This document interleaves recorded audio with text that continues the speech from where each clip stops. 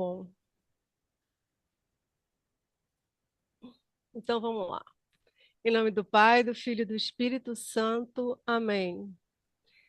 Eu queria que a gente rezasse aquela oração Alma de Cristo. Vocês sabem, né?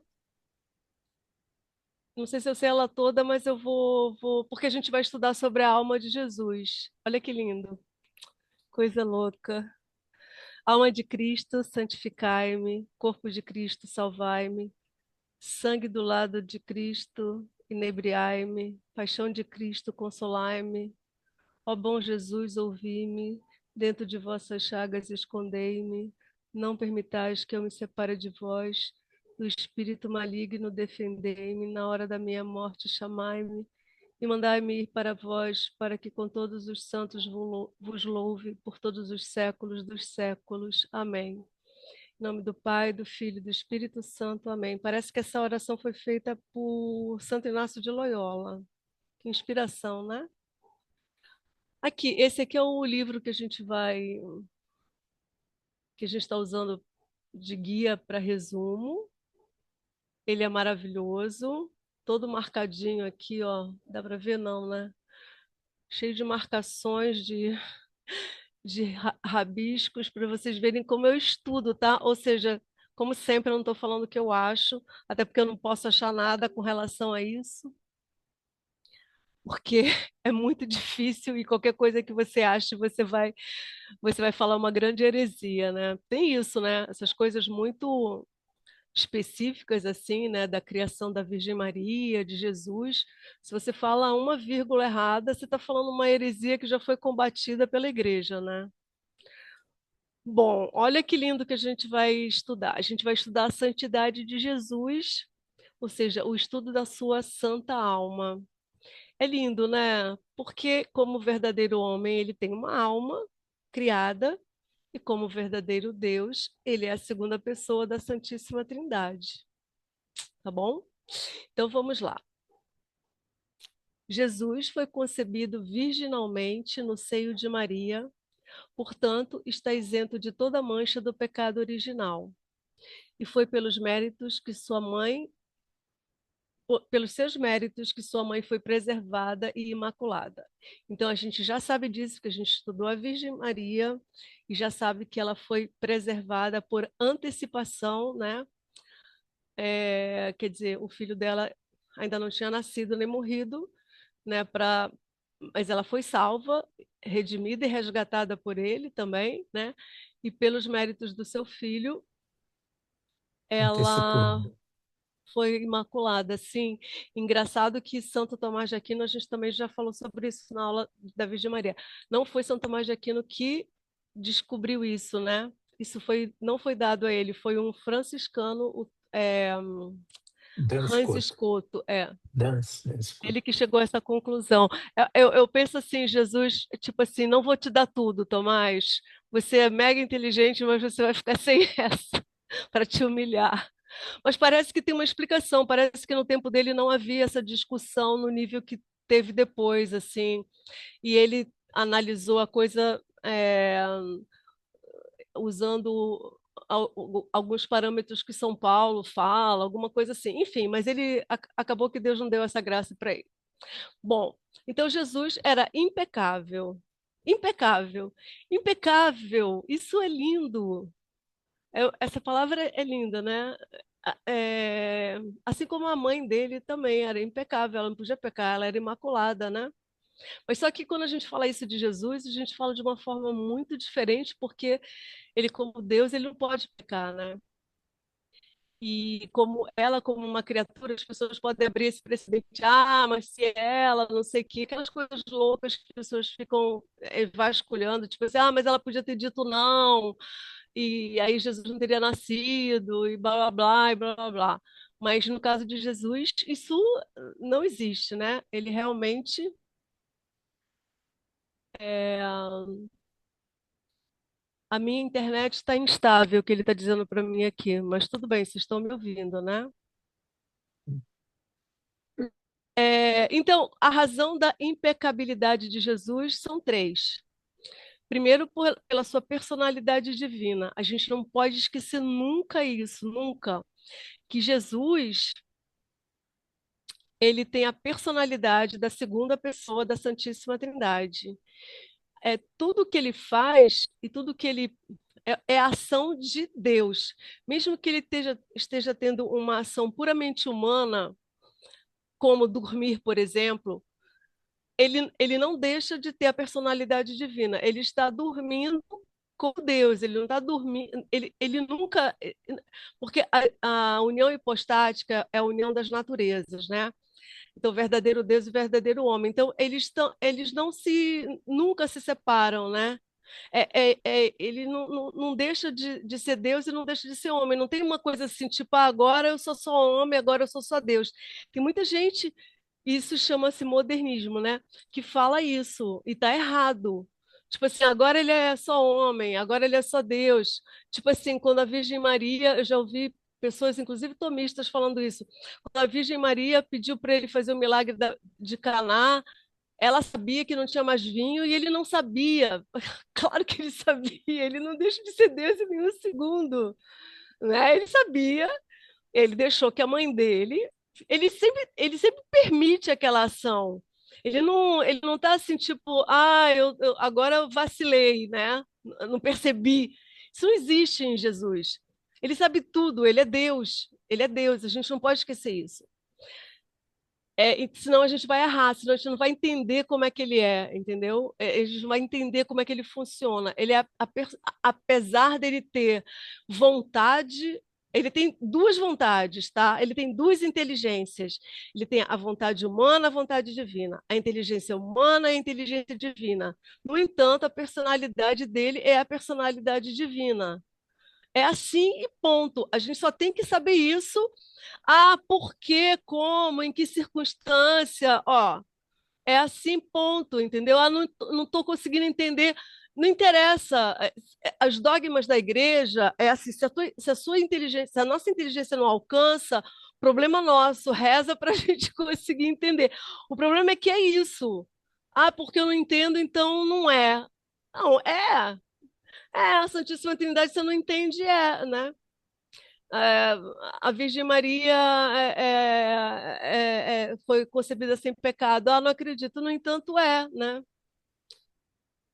É, então é isso, tá? Então ele tem a personalidade divina, ele tem a personalidade do Filho, da segunda pessoa da Santíssima Trindade, ponto, acabou. Então, em razão da plenitude da graça inamissível, ele também é impecável. O que é a palavra inamissível? Então, a gente também tem que usar essas palavras que a teologia usa. Inamissível quer dizer aquilo que não que a gente não pode perder. O que Jesus não pode perder? Ele não pode perder a plenitude da graça. Por quê? Porque, como verdadeiro homem, ele teve a graça. Mas, como verdadeiro Deus, a graça nele tem que ser plena, porque, como ele é Deus, não pode faltar nada para ele. Então, quando as pessoas falam assim, não, mas ele cresceu em graça e santidade, como diz a Bíblia, mas a graça que cresce nele é só a graça experimental. Eu já expliquei isso. É assim, ele, ele criou a água do mar, mas na hora que ele pisa na água do mar, é a primeira vez que ele está pisando como homem na água do mar. Então, ele está experimentando nele como homem, verdadeiro homem, como é a água do mar, apesar de que foi ele que criou a água do mar, entende? Então, assim, é um paradoxo? Não importa, é assim, né? Ele criou o peixe, mas na hora que come pela primeira vez um peixe, ele está experimentando pela primeira vez um peixe. Então, isso é a graça que cresce nele. Ele só pode crescer nessa graça, na graça experimental. Porque ele criou tudo, ele sabe Estava instável, acabou. Ela avisou que estava instável.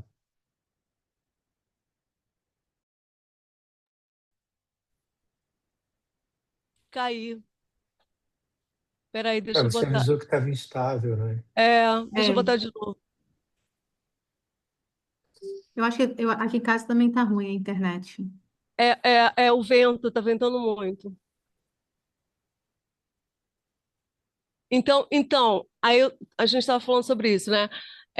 Então, como ele não pode perder a plenitude da graça, ele não pode perder. Ele, quando ele nasceu, ele recebeu a plenitude da graça. Nossa Senhora não, Nossa Senhora ela foi progredindo e a graça foi aumentando nela até a hora que ela foi assunta ao céu. Ele não, ele é Deus. Deus, lembra que a gente estudou, é ato puro. Ele não tem aquela sementinha que uma hora vai crescer e virar alguma outra coisa. Ele não tem isso.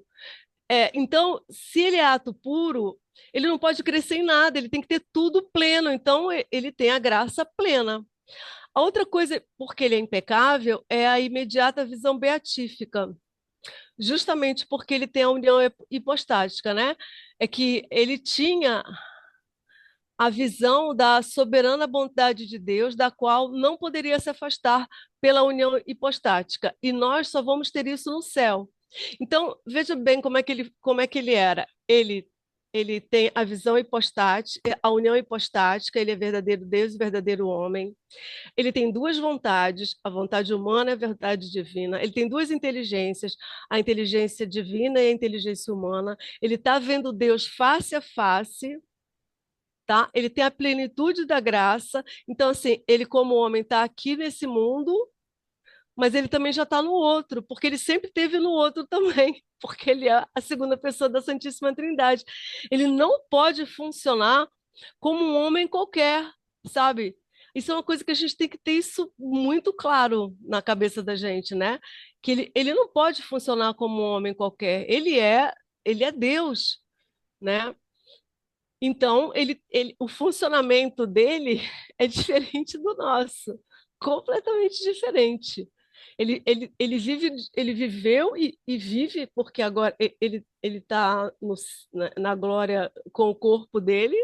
Essa união hipostática nunca acaba. Então, ele é gerado sempre, porque ele é a palavra de Deus, e é sempre gerado no seio do Pai, né? Mas foi gerado no seio da Virgem Maria. Ah, é muito complexo. É claro que é complexo, não é simples. É uma situação totalmente diferente, né? Que e totalmente bela, né? Porque se a gente meditar nisso, é uma coisa louca de belo, né? Então vamos lá. É absolutamente impossível que o pecado seja atribuído a Jesus, unido ao Verbo encarnado, porque seria dizer que Deus pode pecar. Também não houve a menor desordem involuntária, nenhuma imperfeição, jamais foi infiel ou menos pronto para responder à vontade do Pai. Então, assim, por que a gente fala que Jesus se aniquilou? Sim, porque ele, como verdadeiro homem, ele se aniquilou, né? Para que Deus habitasse nele, né? Com a personalidade dele. Deus veio ao mundo, né, para nos salvar. Não é Jesus que, né, tipo assim, ele tem que receber esse Deus e a forma de receber esse Deus é ele se aniquilando. Então, ele tem a vontade? Tem, mas a vontade dele está perfeitamente adequada à vontade do Pai. Ele tem inteligência? Tem, mas a inteligência dele está perfeitamente adequada à inteligência do Verbo. Porque se ele não fizer isso, é como se o homem fosse superior a Deus. Então, assim, eu sou verdadeiro homem, então a minha vontade tem que imperar em cima da vontade de Deus? Não. Ele é verdadeiro homem e ele se aniquilou justamente para mostrar que, como homem, ele precisa se baixar para que Deus viva nele de uma forma plena. É a mesma coisa que Jesus fala para a gente no Evangelho. É necessário que a gente diminua para que ele cresça. Na verdade, o que ele vive é o extremo que nós não conseguiríamos nunca viver. Mas a graça quer fazer mais ou menos isso na gente, tanto quanto a gente consegue corresponder ao que Deus pede para a gente. É assim que a gente se aniquile, porque quando eu me aniquilo, é que eu sou verdadeiro. Por que Jesus é o verdadeiro homem? Porque ele se aniquilou. Então, o que é um santo? É aquele que se aniquila para que Deus viva nele. Mas a personalidade a vontade do homem e a inteligência do homem acabou, foi diluída? Não, a pessoa continua sendo aquela pessoa, mas Deus vive na pessoa, né? É mais ou menos isso que Deus pede para a gente, é o que ele fez com o filho dele. Vocês estão entendendo o que eu estou falando? Uhum. Então, se ele é perfeito, ele é o homem perfeito, ele não pode ter desordem nenhuma nele, porque ele é Deus. Então, não houve minimamente nenhuma desordem, nem voluntária, nem involuntária, né? E mesmo quando ele disse, Pai, se for da tua vontade, afasta de mim esse cálice, isso não quer dizer que ele estava sendo infiel a Deus e menos pronto a aderir à vontade de Deus, porque ele já sabia que ele ia aderir à vontade de Deus, porque ele veio para isso. Né? Tanto que ele fala também que a meu alimento é fazer a vontade do meu pai. Ele veio para isso, ele sabia que ele tinha que morrer. Ele fala isso, sempre as coisas dele são para nos mostrar e nos ensinar as coisas. É que assim, ele realmente estava com uma repugnância horrorosa pelo que ele estava passando no Horto das Oliveiras, porque ele estava tomando sobre ele todos os nossos pecados, mas vê, ele é o ser, é, quem habita nele é Deus, o ser puro por excelência. Ele foi feito homem puro. Então, fala sério, você receber na sua alma todos os assassinatos do mundo, as fornicações do mundo, imagina isso. Ele estava com horror de tudo, porque ele tava recebendo aquilo tudo, ele estava com uma repugnância pavorosa daquilo tudo, pavorosa. Então ele pede para Deus porque ele estava vivendo no horto, ele foi crucificado na alma dele, né? Ele sofreu na alma dele a crucifixão no horto, foi a alma dele que sofreu. E foi num estado de. O impacto disso é tão grande, né, que o corpo dele reage também. Ele sangrou, né? Ele sua sangue, né? É o estado de. Tem uns livros que explicam isso cientificamente, né? A pessoa, quando está num estado de estresse extremo, né? Mais do que um bunker do nazismo que São Maximiliano Kolbe estava lá. Mais do que isso, é porque ele tomou para ele. Imagina, do primeiro homem ao último homem, ele recebeu todos os pecados, todos, todos. Os suicidas, os assassinatos, os roubos, põe aí tudo que você possa imaginar, as pedofilias, as fornicações, tudo, as traições, o homossexualismo, a gula, a ganância, tudo. Então, assim, é nesse ponto que ele. Não é infidelidade dele, né? Foi uma exclamação quase incompatível com a dor que ele está sentindo, né? Porque imagina, ele não.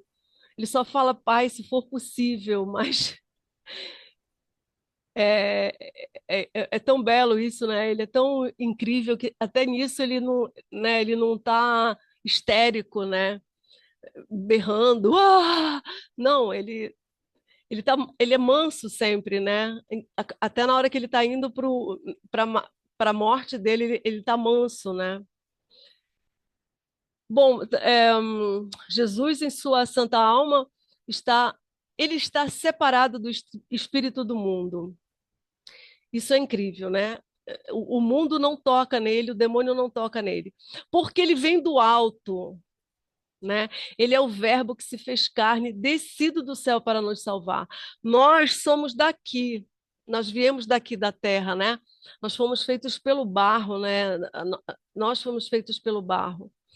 Ele vem do alto, né? Apesar do corpo dele ter sido feito, criado, né? Que estava lá naquela matéria-prima, lembra que a gente estudou na criação do mundo, mas ele, essa matéria-prima, de alguma maneira também, ela foi tão santificada que tudo nele é especial e diferente. Ele realmente veio do alto. Então, ele vem do alto e isso separa de tudo o que é inferior, para que possa agir no mundo de modo profundo e universal. Olha que explicação linda desse padre Garrigou Lagrange, né? Ele fala que por isso ele esteve livre de todos os laços do mundo. E assim ele pôde agir em toda a raça humana, de todos os tempos, e a grandeza do evangelho toca a todos em todos os tempos. Ou seja, é porque ele veio do alto, é porque ele é puríssimo, é porque ele é Deus encarnado, né, que e livre de tudo, todos os laços do mundo, é que a ação dele se faz, né? Ele é o modelo perfeito de pobreza, não só material, mas espiritual, porque despojou-se de tudo e de qualquer vontade própria e só fez a vontade do Pai, aquilo que a gente estava falando. Ele se aniquilou completamente. Ele tem a vontade dele? Tem. Mas ele não quer nada, ele quer o que o Pai quer, né? Ele é o modelo de castidade perfeita e obediência perfeita. A sua vontade estava desde a sua concepção firmada e imutavelmente fixada, não só no bem, mas no melhor. Olha que lindo isso, né? Não, não é só o bem, é sempre o melhor, é o máximo de tudo, né? É sempre. O que que você está me pedindo? Não, mas eu vou te dar muito mais do que isso que você está me pedindo. O que que você precisa? Mas eu vou te dar muito mais do que você precisa. E a gente vive isso no nosso dia a dia, né? Essa, essa,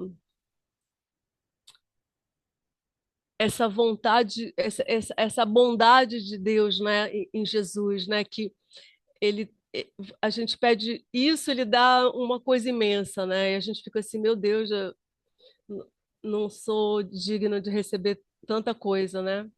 Só Flávia, da 10 gente. minutos, tá? Só para você.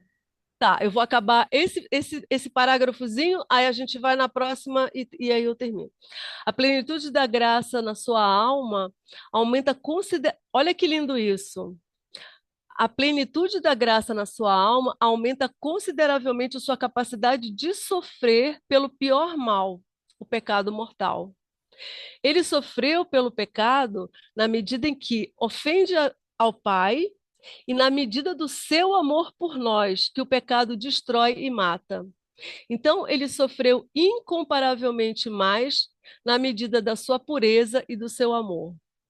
Porque a gente pensa assim, ele sendo Deus, então ele não sofreu tanto. Ao contrário.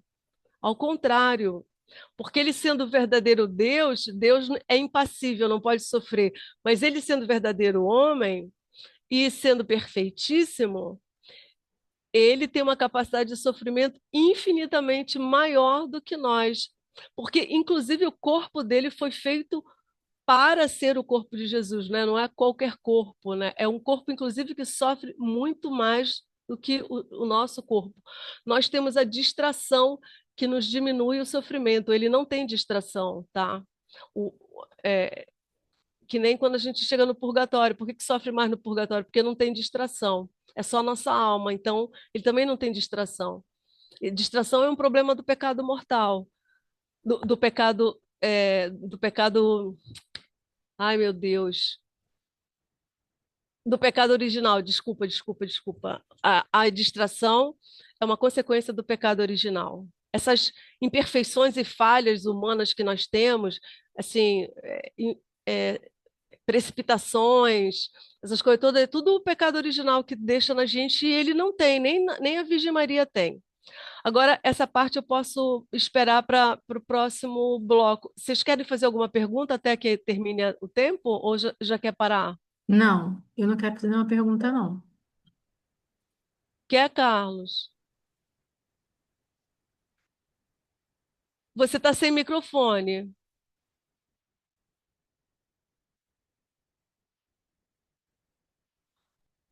Então, é, posso ver no final alguma pergunta? Tá, a gente Sabe? conversa no final, então. É isso? Uhum. Tá, então tá, vamos lá já, que a gente sai e volta de novo.